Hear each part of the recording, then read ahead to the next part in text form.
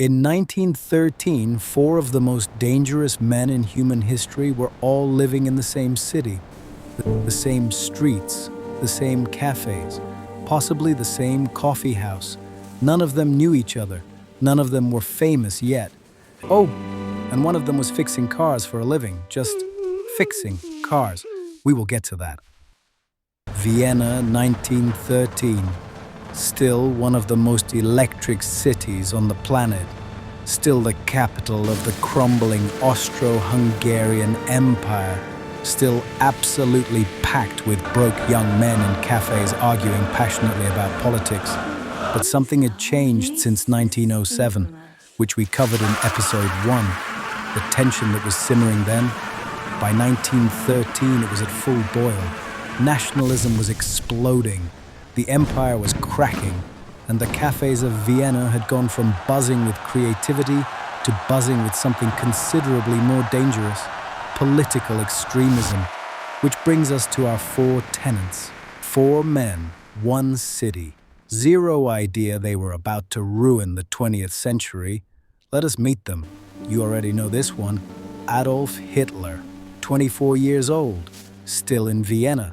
Still absolutely furious about everything. After 2 art school rejections, yes, he applied twice, Hitler had spent 6 years drifting through Vienna, living in hostels, selling tiny watercolor paintings on the street, reading every political pamphlet he could find, and Vienna in 1913 was serving up political extremism daily. German nationalism, anti-Semitic newspapers, street corner demagogues shouting about racial purity. Hitler absorbed all of it. Here is something most people do not know.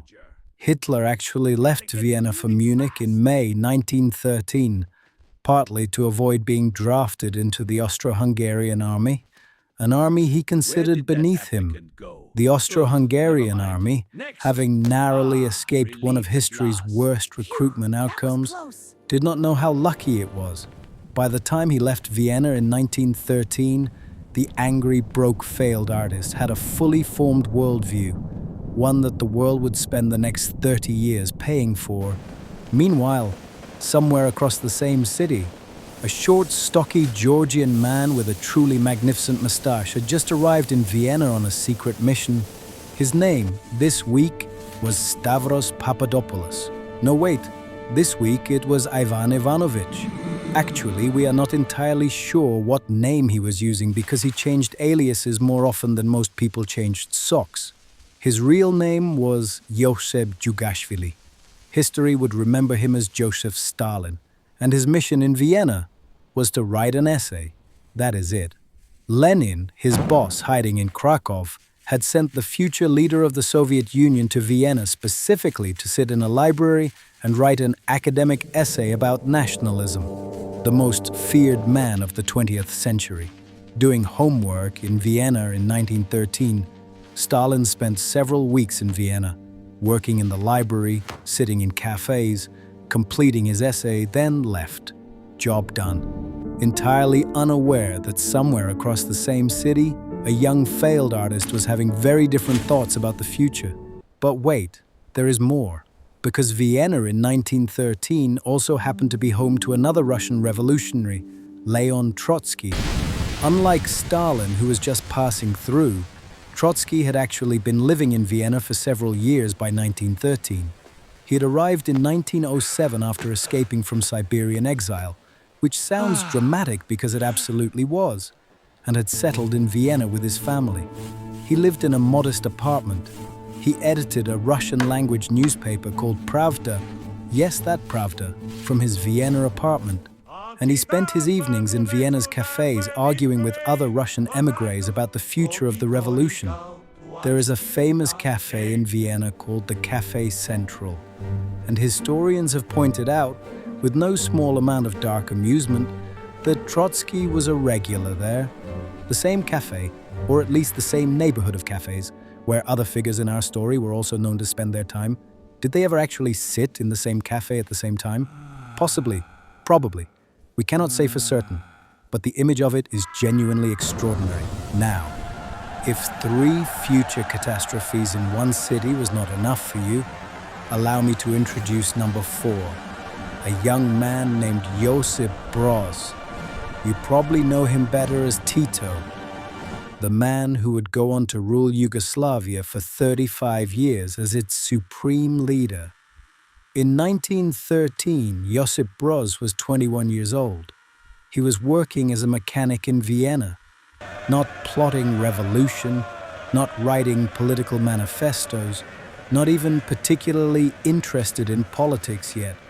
He was just a young working-class man from Croatia who had come to Vienna to find work.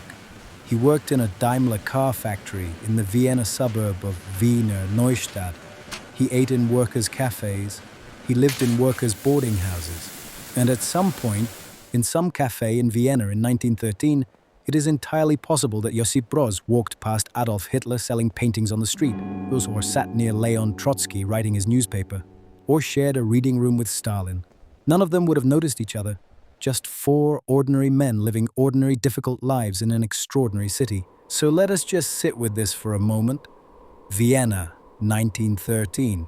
One city. Hitler, the broke, failed artist absorbing anti-Semitic politics and nursing enormous resentment toward the world. Stalin, the wanted revolutionary spy completing a secret mission for Lenin. Trotsky, the political exile editing his revolutionary newspaper from a Viennese apartment.